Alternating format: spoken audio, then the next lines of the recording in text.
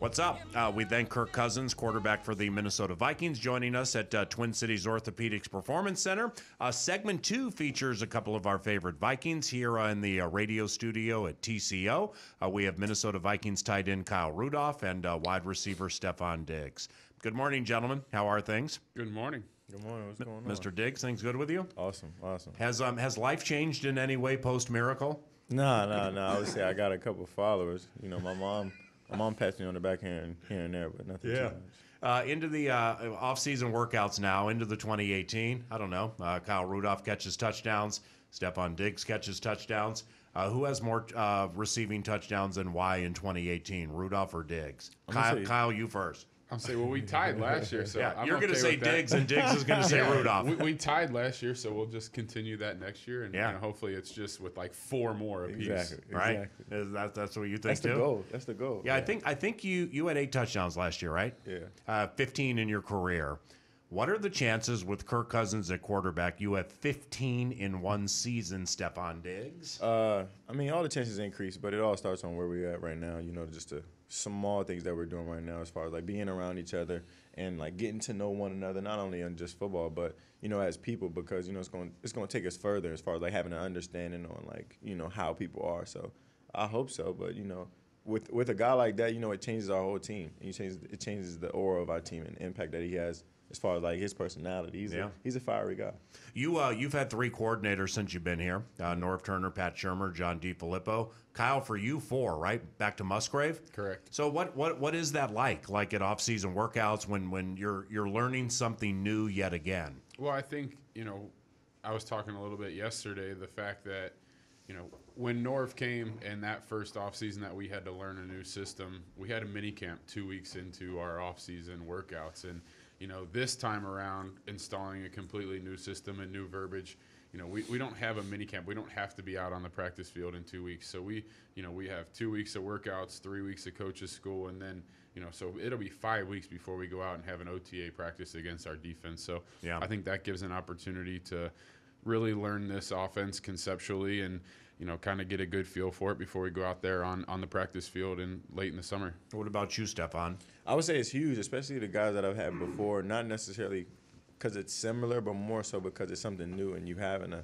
use your, I would say, like study skills and leaning on your guys and asking guys, like, how do you learn this or how do you approach this? Because everything is different for everyone and everybody learns different. So for me, it's just like, you know, my approach and my study habits as far as like picking it up and leaning on the guys around you when we get outside and we don't have the notebooks in front of us. You know, you can answer a question easily when the notebook's in front of you, but when you go out there and you're running around a little bit, it's a little different. So just as far as like leaning on your guys and, you know, as far as like doing your part, everybody has to do their part, and I feel like if that happens, we'll come together just fine. Is your brother at Alabama, is his name Trayvon or Trevon? Oh, Trayvon. Trayvon. Mm-hmm. Do like when you watch his games at Alabama, do you call him after the games? Like, do you guys talk about his games and like he talks about yours and stuff like that? When I do get to watch it, there's already text messages in his phone. You know, I'm texting him during the game on what I see and what I don't see, and if I'm happy for him, if I saw something that I didn't like, or, you know, anything and everything. But that's my little man, so I'm looking forward to this upcoming year. He's had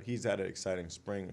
I've had many conversations with him and some other people who told me they've been down there. So it's going to be an exciting year for him. So he's eligible for what, the 2020 draft? He can leave after this year. He'll leave after this year, okay. You know, I'm strongly encouraging him, you know, just focus on what we got going on right now. You know, just focus on getting your jobs, keeping your job, and, you know, staying at it. You know, staying focused throughout the year because, you know, it's a difficult position to play, but at the same time, I feel like he can do it. So. When do you start working on the GM to draft him? Well, I don't know. You never know, man. Some things already could be in the works. So I don't even know. Yeah, that'll be an interesting time for Rick Spielman because he has a son, JD, at Nebraska. We got your brother at Alabama. So, I mean, he just might want to bring the whole family together, you know? Hey, good old family reunion, man. Stefon Diggs and Kyle Rudolph from Twin Cities Orthopedics Performance Center. It is the 9 to noon radio show. Speaking of phones and after games and stuff like that, what was your phone like after that New Orleans Saints game? It was, well, funny because one of my phones died, and then just the phone for my family. Multiple phones, you say? Yeah, the one for my family. My mom. I had called my mom, and she was acting like a crazy woman. She said she didn't really watch the play because she went in the bathroom to pray, and then I had called one of my closest friends afterwards, and nobody knows what happened. Your mom created a miracle. Yeah. She's the reason it all happened. Give all thanks to her and God. So. Right. Yeah, and speaking of that moment, I mean, not to dwell on the Philadelphia situation, but I mean that was such an emotional moment. And like I've shared this on the radio show before. The Wednesday into the New Orleans game, you guys had some time off. Mm-hmm. Watching you guys run into the Winter Park facility, get ready for practice, everybody screaming, hooting and hollering, jumping up and down, and the practice had a lot of energy during the course of the week. Not saying up to Philadelphia it didn't, but it was more subdued because, I mean, physically and mentally you were more tired. And at the end of the equation, that it emotionally it was tough to get to that same spot for that NFC title game. Is that a fair way to put it, Kyle? Yeah, I mean, it's definitely hard when you're coming off such an emotional high, but, as football players, we're going to dive into it further. And, to be quite honest, if you look at the last 6 quarters of football, take out that one play. Yeah. We just didn't play very good football. And, as great as that play was and, won the game for us and allowed us to advance to the next round, that situation could have played out a whole lot different had we played better in the second half of that game and then go on to Philly and play better in those 4 quarters. So, you look at those 6 quarters as a whole from the time we were up 17-0 in the first half of that New Orleans game to the time that our season ended. Mm-hmm. And, I think that's kind of what we've dwelled on this entire offseason that, we didn't play well in those 6 quarters. And, unfortunately we came up short of our goal because of it. So Stefon, does that game still bug you, or is it water under the proverbial bridge? When it comes to football, we put a lot of time and effort into what we do, and you know that. So as far as like being in the game specifically, no, it doesn't bug me. Do I look forward to playing them again? I would say yes. You know what I'm saying? But at the same time, it's something that's in the past. Yeah. And something that we necessarily had to learn from. We had to go through it because we didn't do the necessary things we need to do to win. It's like Kyle said. So going forward, we have it's a plan together, of course, something we just going to follow, leaning on the coaching staff and leaning on our coaches. So, I look forward to it. When it is, that's down the road somewhere, so I ain't really worried about it too much. When the schedule came out, is that, like from a fan standpoint, that day's exciting. Schedule released a day. From a player standpoint, is that an exciting day?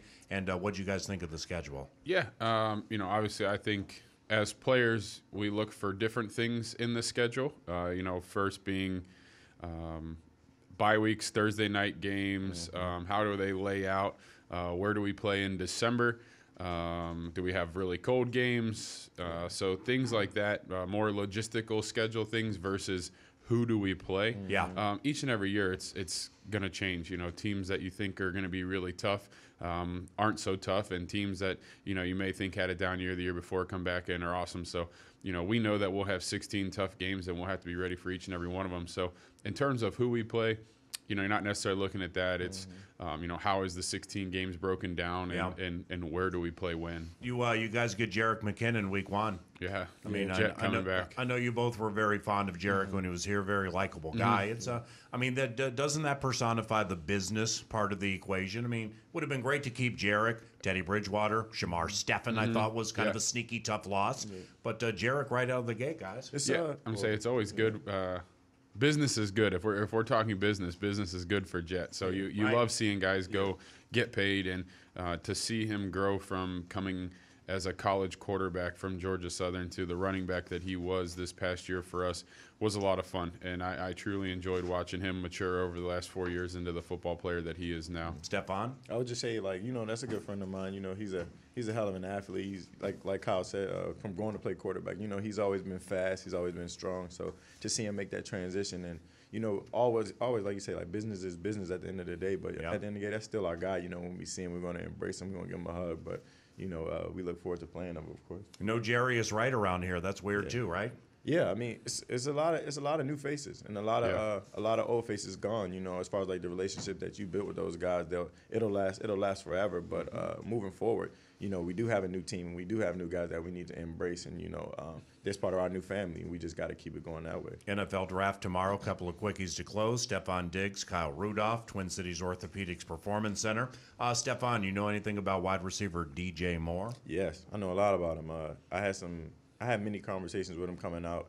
He's a young guy, but you know the conversations I've had with him, he's always been good. You know, as far as like from a standpoint, he's put up big numbers in the Big Ten. Yeah. And the conversation that I've had with people that said he's going to last until the second or third round, I don't even think so. I think he's going to be off the board in the first round. Just as far as like what he can do, he's a big body, he's strong, he's fast, and he has playmaking ability. So as far as like having consistency, you know, he's had that, and I think he's going to be gone in the first round. McGlinchey, Quentin Nelson, Notre Dame guys, know anything about them? Yeah, they're phenomenal football players, and they're that stereotypical tough, nasty offensive lineman.